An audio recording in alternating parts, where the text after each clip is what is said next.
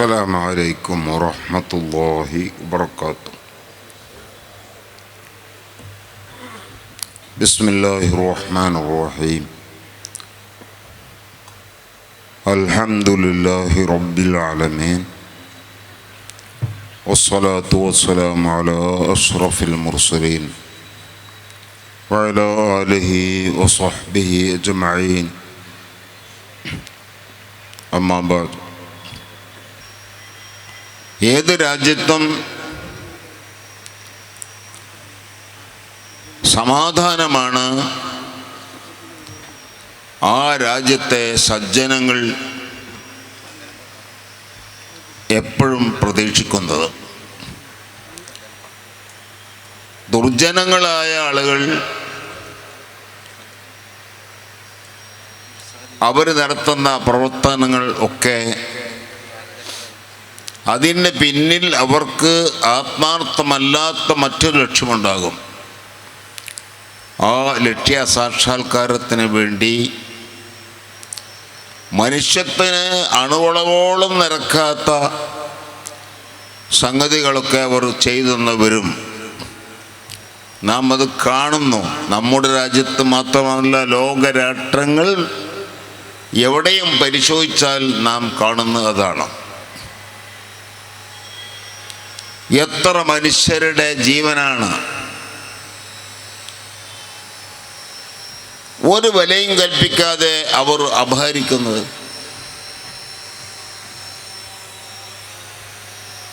ഒരുപക്ഷെ മനുഷ്യ ജീവിതത്തിൽ അവർ ജീവിക്കുന്നതിൻ്റെ ഭാഗമായുള്ള ഭക്ഷണത്തിൽ വരെ എത്രയോ ജീവികളെ അവർ അറുത്ത് അല്ലെങ്കിൽ ഏതെങ്കിലും വഴിയെ അവർ കഴിക്കുന്നു. അതുകൊണ്ട് അപേക്ഷിക്കുമ്പോൾ അതിലുപരിയാണ് മനുഷ്യർ തന്നെ മനുഷ്യരെ കൊന്നുകളയുന്നത്. തിന്നാന അല്ല, വേറെ എന്തെങ്കിലും ആവശ്യമുണ്ടോ അതിൽ? അതും ഇല്ല. പിന്നെന്താ? അവർ ദുർബുദ്ധിയിൽ നിന്ന് ഉടലെടുത്ത ദുഷ്പ്രവർത്തനങ്ങൾ അവർ നടത്തുന്നു. അതല്ല ഒരു സമാധാന രാജ്യം, ആ രാജ്യത്തെ ജനങ്ങൾ എപ്പോഴും പ്രതീക്ഷിക്കുന്നതും ആഗ്രഹിക്കുന്നതും. നല്ല ഒരു രാജ്യത്തെ നല്ലവരായ ജനങ്ങളും അല്ല, ആ രാഷ്ട്രം തന്നെയും അവരുടെ രാഷ്ട്രീയവും ഒക്കെ പ്രതീക്ഷിക്കുന്നത് ക്രിയാത്മകമായ മനുഷ്യത്വമാണ്. മനുഷ്യത്തിന് നിരക്കാത്ത, പൂർണ്ണമായും അത് ഒരു മനുഷ്യത്വമല്ല, കേവലം ഒരു ജന്തു എന്ന് പറയാം. അവർ അന്യോന്യം ആക്രമിക്കുന്നു, അല്ലെങ്കിൽ ഒരു വിഭാഗം മറ്റേ വിഭാഗത്തെ മാനഭംഗപ്പെടുത്തുന്നു, പലരെ കൊന്നുകളയുന്നു. ഈ തരത്തിലുള്ള രാഷ്ട്രീയ പ്രവർത്തനം നാം എത്ര കാണുന്നുണ്ട്? അതൊന്നും ഒരു നല്ല രാഷ്ട്രമോ രാഷ്ട്രീയമോ ആ രാഷ്ട്രത്തിൻ്റെ ജനങ്ങളോ ആഗ്രഹിക്കുന്നതല്ല. എവിടെയും സമാധാനത്തിൽ സ്വൈര്യമായി ജീവിക്കാൻ കഴിയണം. നമ്മളെ ഈ രാജ്യത്ത് തന്നെ പണ്ടുകാലം മുതൽക്ക് നാം പരിശോധിച്ച് നോക്കുമ്പോൾ ഈ രാജ്യത്ത് മുസ്ലിങ്ങൾ, ക്രിസ്ത്യാനികൾ, ഹിന്ദുക്കൾ, ബുദ്ധമതക്കാർ, ജൂതമതക്കാർ തുടങ്ങിയ പല മതക്കാരും ഒരു കുഴപ്പവും സംഘർഷവും ഒന്നും കൂടാതെ സമാധാനപരമായി ജീവിച്ചു പോകുന്ന ഒരു അന്തരീക്ഷം ആയിരുന്നു പഴയകാല ചരിത്രങ്ങൾ നമ്മൾ വായിക്കുമ്പോൾ നമുക്ക് മനസ്സിലാവുക. എത്ര കാലം മുമ്പ് തന്നെ ഉള്ള ചരിത്രം പറയാനുണ്ട്. അത് നമ്മുടെ കേരളത്തിൻ്റെ, ഇന്ത്യ രാജ്യത്ത് കേരളത്തിൻ്റെ പ്രത്യേകതയാണ്. കാരണം പുരാതന കാലത്ത് എഴുതപ്പെട്ട ഗ്രന്ഥങ്ങൾ, അറബി ഗ്രന്ഥങ്ങൾ ധാരാളമുണ്ട്. യാക്കൂത്തുൽ ഹമവി എന്ന വലിയ ഒരു ചരിത്രകാരൻ ഉണ്ടായിരുന്നു. അദ്ദേഹം എഴുതിയ 8 വാല്യം വരുന്ന ബൃഹത്തായ ഗ്രന്ഥമാണ് മുഅ്ജമുൽ വിൽദാൻ. ആ രാജ്യത്ത്, ആ ഗ്രന്ഥത്തിൽ നമ്മുടെ ഈ രാജ്യത്തെപ്പറ്റി, കേരളത്തെപ്പറ്റി, അല്ലെങ്കിൽ പ്രത്യേകമായി മലബാറിനെ കുറിച്ച് നൂറ്റാണ്ടുകൾക്ക് മുമ്പ് അവർ ചരിത്രം എഴുതിയിട്ടുണ്ട്. ആ ഗ്രന്ഥങ്ങളൊക്കെ ഇന്നും കിട്ടും, അറബിയാണെന്ന് മാത്രം. ഇനി അതേപോലെ തന്നെ അൽ ബിദായത്തു വന്നിഹായ, തുടക്കവും ഒടുക്കവും എന്നാണ് അതിനർത്ഥം. അപ്പോൾ 16 വാല്യങ്ങളിൽ അദ്ദേഹം എഴുതിയ ആ ഗ്രന്ഥം ആരാ എഴുതിയത്? ഇബ്നു കസീർ, അൽ ഹാഫിദ് ഇബ്നു കസീർ. ഹിജർ വർഷം 8-ാം നൂറ്റാണ്ടുകാരനാണ്. ഇനി അതേപോലെ തന്നെ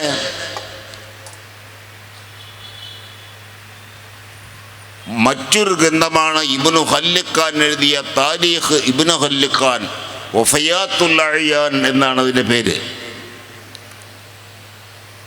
ആ ഗ്രന്ഥവും ഒരുപാട് രാജ്യത്തിൻ്റെ ചരിത്രം പറഞ്ഞ കൂട്ടത്തിൽ നമ്മുടെ കൊച്ചു കേരളത്തെക്കുറിച്ച്, പ്രത്യേകിച്ച് മലബാറിനെക്കുറിച്ച്, പ്രത്യേകിച്ച് അതിൽ നിന്നുള്ള പല രാജ്യങ്ങളെക്കുറിച്ചും, കോച്ചിൻ എന്ന് അതിൽ പറയുന്നത് കൊച്ചിൻ ആണ്. അതേ ഗ്രന്ഥത്തിന് കാലിക്കൂത്ത്, അത് നമ്മളെ കലിക്കറ്റ്. ഇങ്ങനെ തുടങ്ങി ചെറിയ ചെറിയ പ്രദേശങ്ങളെക്കുറിച്ച് വരെ ചില ചരിത്രങ്ങൾ പറയുമ്പോൾ ആ രാജ്യങ്ങളുമായി ബന്ധപ്പെട്ടുള്ള കഥകളും അവിടെ പറയുന്നു. അപ്പം ഞാൻ പറയുന്നത്, നമ്മുടെ ഈ രാജ്യങ്ങൾ അടക്കം എത്രയോ വർഷങ്ങൾക്ക് മുമ്പ്, നൂറ്റാണ്ടുകൾക്ക് മുമ്പ് ആ ഗ്രന്ഥങ്ങളൊക്കെ സ്ഥലം പിടിച്ചതാ. നമ്മുടെ മലപ്പുറം ജില്ല ജമിയത്തുലമയുടെ കീഴിൽ നടക്കുന്ന സ്ഥാപനമാണ് മഞ്ചേരി നടക്കുന്ന ജാമിഅ ഹിക്കവിയ്യ എന്ന മഹത്തായ സ്ഥാപനം. അപ്പോൾ ആ സ്ഥാപനത്തിൽ നമുക്ക് കെട്ടിടം തന്ന 2 കെട്ടിടം അയാൾ തന്നിട്ടുണ്ട്. അപ്പോൾ അയാളോട് ഞാൻ പറഞ്ഞു, നമുക്ക് ആ കെട്ടിടം പണി കഴിഞ്ഞ് ഉദ്ഘാടനമാകുമ്പോൾ താങ്കളൊന്ന് വരണം. ഇന്ത്യയിൽ പല സ്ഥലത്തുകൾ പോയിട്ടുണ്ടെന്ന് പറഞ്ഞു, പക്ഷേ കേരളത്തിൽ വന്നിട്ടില്ല. അതുകൊണ്ട് കേരളം ഒന്ന് കാണണമെന്ന് പറഞ്ഞപ്പോൾ അയാൾ പറഞ്ഞു, ഒന്നായിക്കോട്ടെ, ഞാൻ വരാം. ഉദ്ഘാടന സമയത്ത് ഞാനവിടെ വരാം, പക്ഷേ നിങ്ങളതിന് സൗകര്യങ്ങളൊന്നും വേണ്ട, അതൊക്കെ ഞാൻ ചെയ്യും. എനിക്ക് എൻ്റെ കൂടെ നിൽക്കുന്ന ആളുകൾ നിങ്ങളുടെ നാട്ടിലെ വയനാട് സ്വദേശികൾ 4-5 പേര് എൻ്റെ കൂടെ ഉണ്ട്. ആയിക്കോട്ടെ, അത് പ്രശ്നമില്ലാതെ. ഏതായിരുന്നാലും അയാൾ വരുന്ന ദിവസം ഏകദേശം ഈ സമയം എന്ന് പറയുക ഇശാ ബാങ്കിൻ്റെ മുമ്പാണ് അദ്ദേഹം വന്നിറങ്ങിയത്. എയർപോർട്ടിലിറങ്ങി പുറത്ത് വന്ന് അയാൾക്ക് റൂമും സംഗതിയൊക്കെ നമ്മൾ തയ്യാർ ചെയ്തിട്ടില്ല, കോഴിക്കോടാണ്. അപ്പോൾ അങ്ങോട്ട് വേണ്ടി പോകാൻ കാറിൽ കയറി ഇങ്ങനെ പോകുമ്പോൾ വിശ്വബാങ്ക് കൊടുത്തു. എയർപോർട്ടിൽ നിങ്ങൾ പുറത്തു പോയിട്ടില്ല, അപ്പോഴാണ്. അപ്പം നമ്മളെ എയർപോർട്ട് കോഴിക്കോട് എയർപോർട്ട് കുന്നിന് മുകളാണ്, ഉയർന്ന സ്ഥലമല്ലേ. അപ്പം പല സ്ഥലത്തുനിന്നും ബാങ്ക് അവിടെ ഇങ്ങനെ കേൾക്കുകയാണ്. അപ്പം അയാൾ ഡ്രൈവറോട് ഇങ്ങനെ കൊട്ടി ഒക്കെ നിക്ക്. അപ്പം അയാളിങ്ങനെ ഒന്ന് ശ്രദ്ധിച്ചു. അപ്പം എനിക്ക് മനസ്സിലായില്ല. അപ്പം അയാൾ എന്നോട് ചോദിച്ചു, യാ ഷെയ്ഖ് അന ഫിൽ ഇമാറാത്ത് അം ഫിൽ ഹിന്ദ്? ഞാൻ ഇന്ത്യക്ക് പോകുന്നതാ, ഞാൻ ഇപ്പോൾ നിൽക്കണ ഇന്ത്യയിലാ ഇമാറാത്തിലാ? അപ്പോഴും എനിക്ക് എന്താ ഇയാൾ ഇങ്ങനെ ചോദിച്ചതെന്ന് തിരിഞ്ഞില്ല. അപ്പം അയാൾ പറഞ്ഞേ, അസ്മഉ അദാനൻ കസീറ, ഒരുപാട് ബാങ്ക് ഞാൻ കേട്ടു. ഇങ്ങനെ കേൾക്കലേ ഇമാറാത്തിലേ ഉള്ളൂ. ദുബൈയിലും അബുദാബിയിലും റാസൽ ഖൈമയിലും അവിടെയൊക്കെ പോയാൽ ലൈനിലും ഒക്കെ പോയാൽ തൊട്ട് പള്ളികളില്ലേ, അവിടുന്ന് തൊട്ട് പള്ളികളിൽ നിന്ന് ബാങ്ക് തുരുതരാ കേൾക്കുന്നത് പോലെ ഞാനിപ്പോൾ ഇവിടെ ഇന്ത്യയിൽ വന്നപ്പോൾ തുരുതരാ ബാങ്ക് കേൾക്കും. അപ്പോൾ ഞാൻ ഇപ്പോൾ ഇമാറാത്ത് നിന്ന് പോകുന്നില്ലേ എന്ന് സംശയം. ഇതാ ഞാൻ പറയാൻ കാരണം. അപ്പം അയാളോട് പറഞ്ഞു, നിങ്ങൾ ഇതിനെക്കുറിച്ച് എന്താ മനസ്സിലാക്കിയത് ചോദിച്ചു. അപ്പം അയാൾ പറഞ്ഞു, ഇവിടെ മുസ്ലിങ്ങളില്ലേ ഉള്ളത്, മുസ്ലിങ്ങളില്ലല്ലോ. അത് നിങ്ങൾ മനസ്സിലാക്കിയത് ശരിയല്ല. മുസ്ലിങ്ങൾ ഉള്ള എത്രയോ സ്ഥലങ്ങൾ ഉണ്ട്. ഇന്ത്യയിലെ പല പ്രദേശങ്ങളും മുസ്ലിങ്ങൾ ധാരാളമുണ്ട്. ആ മുസ്ലിങ്ങളുമുണ്ട്. ആ മുസ്ലിങ്ങളിൽ എത്രയോ വിഭാഗം മുസ്ലിങ്ങൾ. അതൊന്നും നിങ്ങളെ ഇമാറാത്ത് കാണുമല്ലോ അറിഞ്ഞ്. അതൊക്കെ ഉള്ള രാജ്യങ്ങളുടെ രാജ്യം. എന്നാൽ അതിൻ്റെ ഇടയിലും ഇവിടെ ധാരാളം പള്ളികൾ, ധാരാളം മദാരിസുകൾ, നിങ്ങളെ നാട്ടിലത്തേതിലുപരി ധാരാളം അറബി കോളേജുകൾ, സ്ഥാപനങ്ങൾ, ഭൗതികമായി പഠിക്കാൻ പറ്റുന്ന ഭൗതിക സ്ഥാപനങ്ങൾ എല്ലാം നിറഞ്ഞൊരു രാജ്യമാണ് ഇന്ത്യ. പോകട്ടെ, പഴയകാല ചരിത്രങ്ങൾ, എഴുതപ്പെട്ട ഗ്രന്ഥങ്ങൾ വായിച്ചു നോക്കിയാൽ നിങ്ങളെ ദുബൈയെക്കുറിച്ച് ഞാൻ ഒരു സ്ഥലത്തും കണ്ടിട്ടില്ല, അബുദാബിയെക്കുറിച്ച് കണ്ടിട്ടില്ല, റാസൽ ഖൈമയെ കാണുന്നില്ല. കാണുന്ന ഒരു സ്ഥലം ദിബ്ബ, ഹസൻ ദിബ്ബ, അതൊക്കെ പഴയ കാല ചരിത്ര ഗ്രന്ഥങ്ങളുണ്ട്.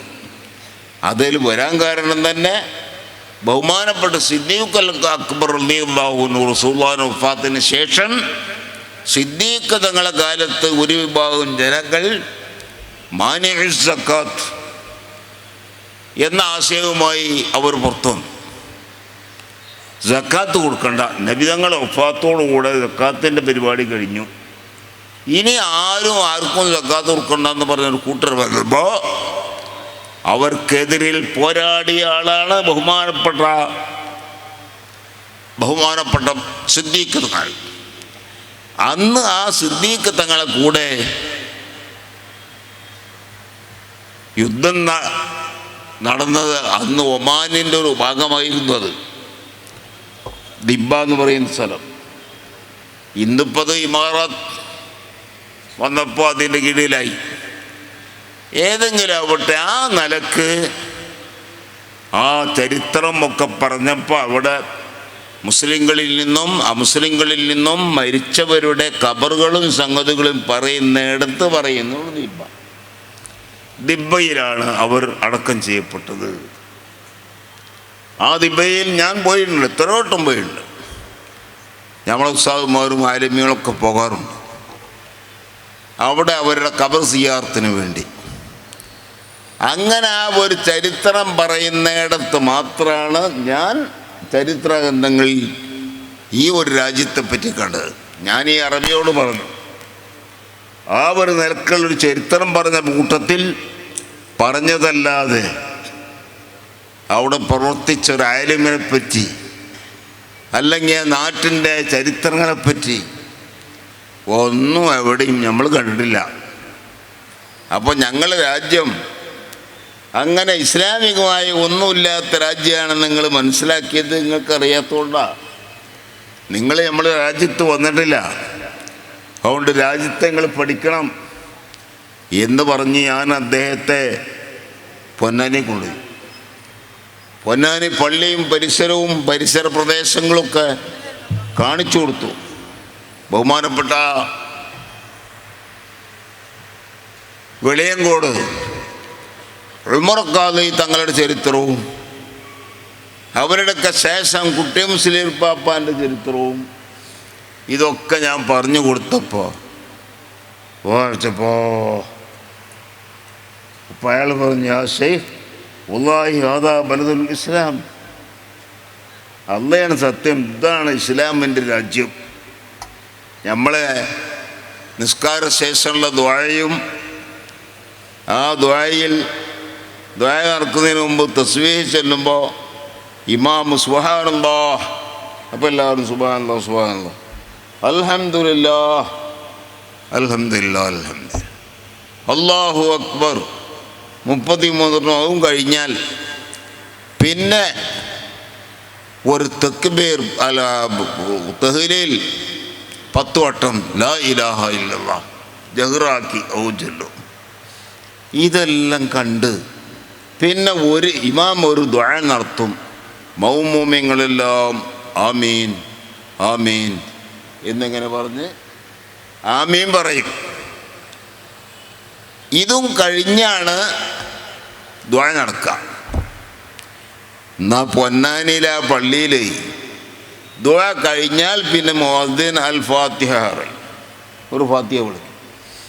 ആ ഫാത്തിഹയും ഇഖ്ലാസും മഅ്വിദത്തൈനും ഓതിയിട്ട് അവിടെ ചുറ്റുപാടും അനേകായിരം മുഅ്മിനീങ്ങളെ മഖ്ബറ ഉണ്ടല്ലോ, ആ മഖ്ബറയിൽ കിടക്കുന്ന ആളുകൾക്കൊക്കെ വേണ്ടി ദുആ നടത്തും.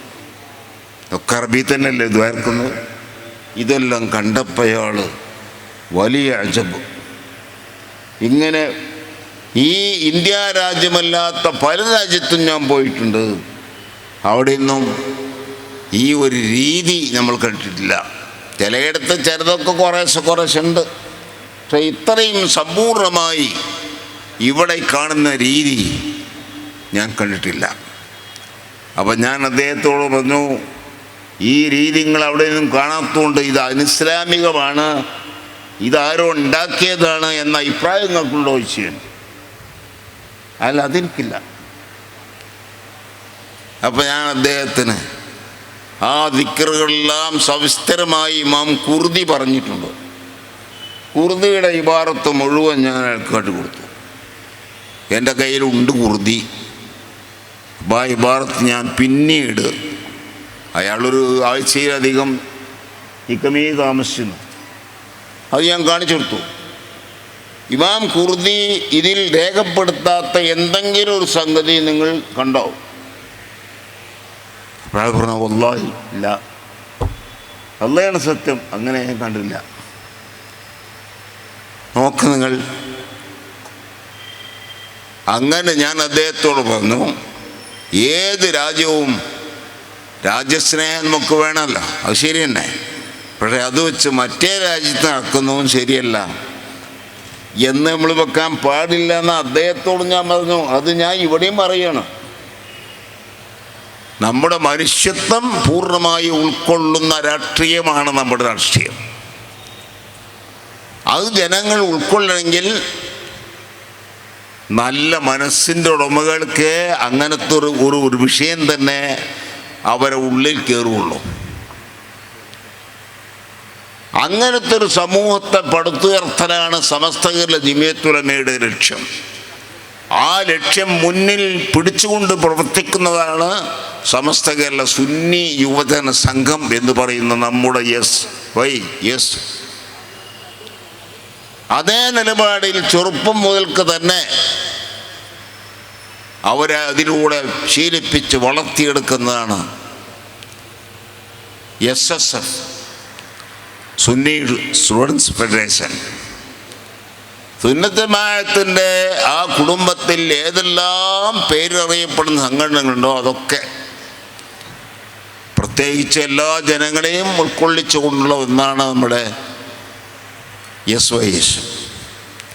നമ്മൾ പറയുന്ന രാഷ്ട്രീയവും അതാണ്. ഇന്ന് അതൊക്കെ നാം ചിന്തിക്കേണ്ടേ, അതിനെ സംബന്ധിച്ച് പഠിക്കേണ്ട, പറയേണ്ട കാലഘട്ടമാണ്.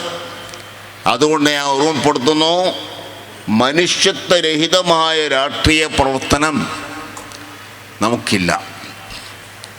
നാം പറയുന്ന രാഷ്ട്രീയ പ്രവർത്തനങ്ങളും പൂർണ്ണമായി 100% മനുഷ്യത്വത്തിൽ ഒതുങ്ങണം. ഏത് മനുഷ്യർക്കും അവിടെ രാജ്യത്തോട് സ്നേഹം വേണം, ശരിയാണ്. മറുരാജ്യത്തുള്ള ആളുകളെയും ജനങ്ങളായി മനുഷ്യരായി കാണണം.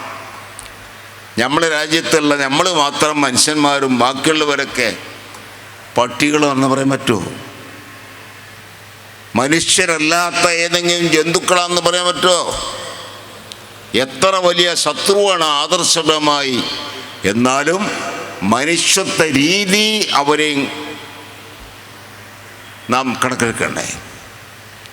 മഹാനായ നബി സല്ലല്ലാഹു അലൈഹി വസല്ലം തങ്ങൾ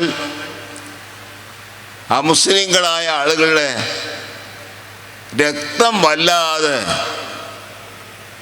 ആഗ്രഹിച്ചാളും അതുകൊണ്ട് കണ്ടമാനം ആളുകളെ വധിച്ചു, യുദ്ധങ്ങൾ വരുത്തി എന്നൊക്കെ പറയുന്ന ചില ആളുകളുണ്ട്.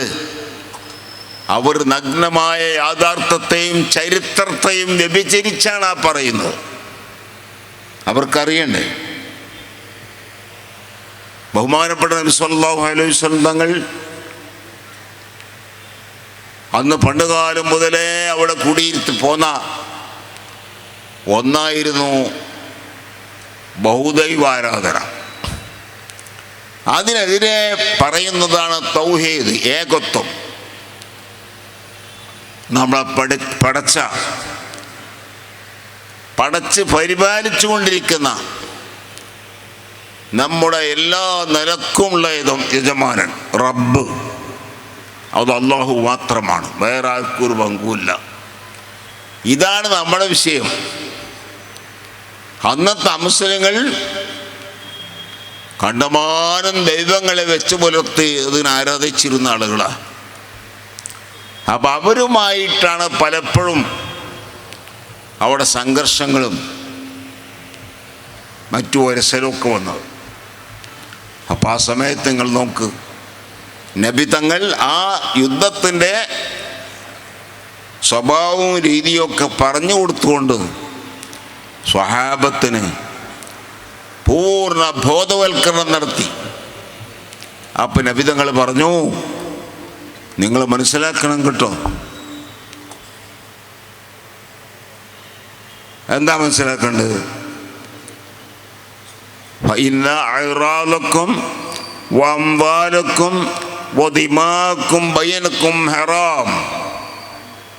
നിങ്ങൾ ആരുടെയും അഅറാദ്, ഇർളുകൾ, അവരഭിമാനങ്ങൾ. ഓരോ മനുഷ്യനും ഒരു മാനമുണ്ട്. ആരെയും മാനം കെടുത്താൻ പാടില്ല. ഇത് മുസ്ലിങ്ങൾ എന്ന് മാത്രമല്ല, എല്ലാവരോടും. മുസ്ലിങ്ങളോട് നേരിട്ട് പറഞ്ഞപ്പോൾ പറഞ്ഞ്, അതേപോലെ വായറാതൊക്കെ നിങ്ങളെ അഭിമാനങ്ങൾ എന്ന് പറയുന്നതാണ്. വമ്പാലക്കും നിങ്ങളെ ധനങ്ങളും. യുദ്ധത്തിൻ്റെ പേരും പറഞ്ഞ് ആരെയും ധനം തട്ടിപ്പറിക്കരുത്. ദിമാക്കും, ആരുടെയും രക്തം കുത്തേൽപ്പിക്കാൻ പാടില്ല. അതിനെല്ലാം ബഹുമതിയുണ്ട്. ഏതുപോലെയൊക്കെ ഹുർമത്തി യൗമിക്കും ഹാദാ, നിങ്ങളെ ഈ വെള്ളിയാഴ്ച, അന്ന് വെള്ളിയാഴ്ച ദിവസമായി പറയുന്നത്, വെള്ളിയാഴ്ച ദിവസത്തിന് അന്നത്തെ ജനങ്ങളൊക്കെ വലിയൊരു ബഹുമാനം കണ്ട ദിവസം ആയിരുന്നു. അതുകൊണ്ട് ഈ ദിവസത്തിൻ്റെ ബഹുമതി പോലെ ഈ ബഹുമതി നിങ്ങൾ ഇവിടെയൊക്കെ പാലിക്കണം. ശഹരിക്കും ഹാദാ, ദുൽഹജ്ജ് മാസത്തിലായി പറയുന്നത്. അപ്പോൾ ദുൽഹജ്ജ് മാസത്തെ അടക്കം 4 മാസത്തിന് വലിയ ബഹുമതി അന്നത്തെ ജനങ്ങൾ കൊടുത്തിരുന്നു. ആരെയും ഒന്നും ചെയ്യാത്തൊരു കാലഘട്ടം. ആർക്കും എവിടെയും പൂർണ്ണമായ നിർഭയത്തോടെ പോകാൻ പറ്റുന്ന അവസരം ആയിരുന്നു. പിന്നെ പറഞ്ഞു ഓ ബലദിക്കും ഹാദാ. ഇപ്പം ഞാൻ സംസാരിക്കുന്ന അറഫയിൽ വെച്ചാണ്. അറഫ രാജ്യത്തിന് വലിയ ബഹുമതിയുണ്ട്. എല്ലാവരും വന്ന് വിശ്വസിച്ചു പോകുക. അതുപോലെ നിങ്ങളുടെ അഭിമാനത്തിനും നിങ്ങളുടെ മുതലിനും നിങ്ങളെ ജീവനും വിലയുണ്ട്. അതുകൊണ്ട് അനധികൃതമായി ആരെയും പറ്റിയും മോശങ്ങൾ എന്തെങ്കിലും പറഞ്ഞ് അപമാനിക്കാനോ അല്ലെങ്കിൽ അവരെ സ്വത്ത് പിടിച്ചെടുക്കാനോ അല്ലെങ്കിൽ അവരെ കൊന്നുകളയാനോ പാടില്ല കേട്ടോ. ഇത് നബി തങ്ങൾ പഠിപ്പിച്ചതല്ലേ. ഇത് ഏത് ജിഹാദിലായി നടക്കുന്നത്? ഒരു ഉസാമ ബിൻ ലാദന്റെ പേര് പറഞ്ഞു, ഒരു വ്യക്തിയുടെ പേര് പറഞ്ഞു. എത്ര ജനങ്ങളെയാണ് കൊന്നൊടുക്കിയത്. അല്ല, ആ രാജ്യത്തെ തന്നെ ലോകത്തുനിന്ന് ഉന്മൂലനം ചെയ്യുന്ന പോലത്തെ അങ്ങനത്തെ ജിഹാദുകളല്ലേ നമ്മളിവിടെ കണ്ടത്. അഫ്ഗാനിസ്ഥാനെ ചുട്ട് അമലാക്കിയതും ഇറാഖ് അടക്കമുള്ള രാജ്യങ്ങളെ ചുട്ട് അമലാക്കിയതും എന്തായിരുന്നു ആ സംഭവം? ഇതിലൊക്കെ എന്ത് മനുഷ്യത്വമാണുള്ളത്? ഏത് രാജ്യത്തും അങ്ങനെ തന്നെ. ഇവിടെ തന്നെയും ചില സ്റ്റേറ്റുകളിൽ ഒക്കെ ചിലർ നടത്തിയ നരനായാട്ടുകൾ, പൂർണ്ണമായി അക്രമം, അനീതി, മനുഷ്യത്വമില്ലായ്മ, തീരെ മനുഷ്യത്വം അവർ തൊട്ടിട്ടില്ല. തനിച്ച മൃഗീയത എന്ന് പറഞ്ഞാൽ പോരാ, ഇതിൻ്റെ അപ്പുറമാണ്. ആ രീതിയിൽ ഇന്ന് രാഷ്ട്രങ്ങൾ ആ വഴിയിലൂടെ പോകാൻ തുടങ്ങി. അതുകൊണ്ട് ആ വഴിക്കായി രാഷ്ട്രീയ പ്രവർത്തനങ്ങൾ അതൊരിക്കലും പാടില്ലെന്നാണ് ഇസ്ലാം പഠിപ്പിക്കുന്നത്. അതാണ് ഇവിടെ എസ് പറയുന്നത്. സമസ്ത കേരള ജമിയത്തുൽ ഉലമ തന്നെ പറയുന്നു. അപ്പോൾ അതിൻ്റെ കീഴിലുള്ള എല്ലാ സംഘടനകളും ഈ ആശയത്തിലൊന്നും എവിടെയും വ്യത്യാസമില്ല. കേരള മുസ്ലിം ജമാഅത്ത്, SYS, SSF ഇങ്ങനോട് തുടങ്ങി കുറേ സംഘടനകൾ നമുക്കുണ്ട്. എല്ലാം അടിസ്ഥാനപരമായി ഈ തത്വം എല്ലാം യോജിച്ചു തരാം. അതുകൊണ്ട് ഞാൻ പറയുന്നത് പൂർണ്ണമായ മനുഷ്യത്വം പഠിക്കണം. ഇസ്ലാം പറയുന്ന സംഗതികൾ മനുഷ്യത്വരഹിതമായി ഒരു സംഗതിയും ഇസ്ലാമിലില്ല. അത് പഠിക്കും പോലെ പഠിച്ചാൽ ആ വിമർശനങ്ങൾ വരില്ല. ഈ വിമർശനം ഉയർത്തുന്നവരൊക്കെ അവർ വിചാരിക്കും ഇതൊന്നും ഈ മുസ്ലിയാക്കന്മാരോ ഈ ദീനിൻ്റെ ആളുകൾ എന്ന് പറയുന്നവരോ പഠിക്കാത്ത അറിയാത്ത സംഗതികളാണ്. നൂറ്റാണ്ടുകൾക്ക് മുമ്പ് പണ്ഡിതന്മാർ അതൊക്കെ ചർച്ച ചെയ്ത് അത് സംബന്ധമായി 100% ഒരു സംശയം വരാത്ത രീതിയിൽ അവർ അവതരിപ്പിച്ചിട്ടുണ്ട്. അത് അതേപോലെ പഠിച്ച് അങ്ങനെയാണ് ഇസ്ലാം പറയേണ്ടത്. ഇസ്ലാമിനെ പറ്റി ചുക്കും പഠിക്കാത്തവൻ ഇസ്ലാമിനെ കുറിച്ച് പറഞ്ഞാൽ അവൻ പറഞ്ഞതാണ് ഇസ്ലാമെന്ന് മനസ്സിലാക്കും ജനങ്ങൾ. എന്നിട്ട് ഇസ്ലാമിനെ അവൻ കുത്തിപ്പറയും. അത് മറ്റവൻ പറഞ്ഞ ഇസ്ലാമാണ് ഇവൻ കേട്ടത്. യഥാർത്ഥ ഇസ്ലാം ഇവൻ കേട്ടിട്ടില്ല. ആ ഇസ്ലാമിനവൻ പഠിച്ചിട്ടില്ല. ഇസ്ലാമിനെ പഠിച്ചവനാണ് പറയേണ്ടത്. അതുകൊണ്ട് ഞാൻ പറയുന്നത് ഈ സന്ദർഭത്തിൽ നാം ഒക്കെ ഇസ്ലാമിനെ കുറിച്ച് അടുത്തറിയുമ്പോഴാണ് സുന്നത്ത് ജമാഅത്താണ് സത്യം. മറ്റതൊക്കെ ഇടക്കാലത്ത് പലതും വന്നുകൂടിയതോ വെട്ടിക്കുറച്ചതോ ഉണ്ടാവും. അതാണ് ഈ ബിദ്അത്ത് എന്ന് പറഞ്ഞത്. ഹിയ മാ സീദ ഔ നുഖ്സ അമ്മാ ശുരിയ. ശറഇലുള്ളതിനേക്കാണ് കൂട്ടിയതും കുറച്ചതും, അത് രണ്ടും ബിദ്അത്താണ്. അതുകൊണ്ട് അതിൽ നിന്നൊക്കെ നമ്മളെ ശരീരങ്ങളെ മാത്രമല്ല, ഞാൻ നിർത്തുകയാണ്. ഞാൻ പറഞ്ഞു വന്നത്, ഇസ്ലാം സമ്പൂർണമായി നബിതങ്ങൾ 23 വർഷക്കാലങ്ങളിൽ മഹാന്മാരായ സ്വഹാബത്തിന് വിശദമായി കൊടുത്തിട്ടുണ്ട്. ഒന്നും അതിൽ വിട്ടുപോയിട്ടില്ല. അതുകൊണ്ട് ഖിയാമത്ത് നാൾ വരെ വരുന്ന ജനങ്ങൾക്ക് അവരുടെ ദീനിയായ എല്ലാ വിഷയങ്ങളും അവലംബിക്കാൻ ആവശ്യമായ രേഖകൾ ആ സ്വഹാബത്തിൻ്റെ 23 കൊല്ലത്തെ അവരുടെ ജീവിതത്തിൽ നിന്നും കൂടി നബി സല്ലല്ലാഹു അലൈഹി വസല്ലം തങ്ങൾ പറഞ്ഞു കൊടുത്തതും അവർ ഉൾക്കൊണ്ടതും ആയ കാര്യങ്ങൾ ഉൾക്കൊണ്ടത് പ്രകാരം അവർ പ്രവർത്തിച്ചു വന്ന രീതികളും ഇതെല്ലാം അറിയുന്നവരല്ലേ 4 മദ്ഹബിൻ്റെ ഇമാമുകളായ മുജ്തഹിദുകൾ, ഇമാം ഷാഫി, ഇമാം അബൂ ഹനീഫ, ഇമാം മാലിക്, ഇമാം അഹ്മദ് ഹംബൽ റളിയല്ലാഹു അൻഹു. അവർ അതെല്ലാം നോക്കിയെടുത്ത് ഇസ്ലാമിൻ്റെ സർവ്വകാര്യങ്ങളും A to Z അവരെഴുതി വച്ചിട്ടുണ്ട്. ഫിഖ്ഹിൻ്റെ ഗ്രന്ഥങ്ങൾ അത്രയും ആഴങ്ങളിലേക്ക് ചെല്ലുന്നു അവരുടെ ചർച്ച. ബഹുമാനപ്പെട്ട ഇമാം ഗസാലി എഴുതിയ ബൃഹത്തായൊരു ഗ്രന്ഥമുണ്ട്.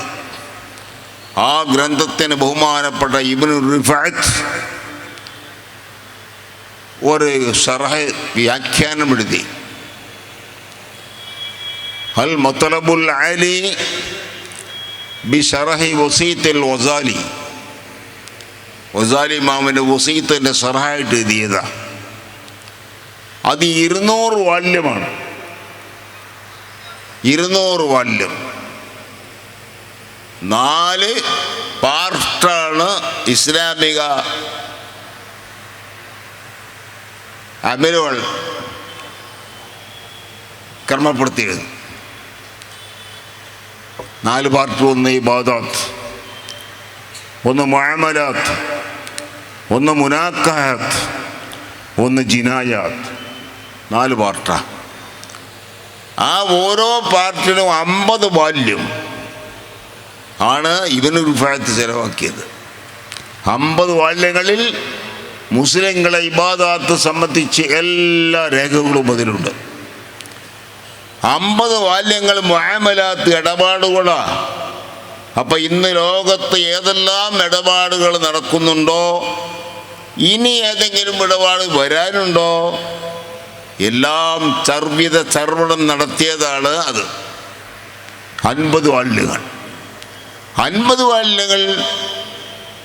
പിന്നെ പറയുന്നത് ജിനായാത്ത്. അതിൽ 2 കാര്യമുണ്ട്. അല്ല, ഒന്ന് വൈവാഹികം, മൂന്നാമത്തെ സംഗതി അതായിരുന്നു. ഇടപാട് കഴിഞ്ഞാൽ പിന്നെ ആ വൈവാഹിക ജീവിതമാണ് മുനാക്കഹത്ത്. അതും 50 വാല്യം. ജിനായാത്ത് 4-ാം പാർട്ട്, അതും 50 വാല്യം.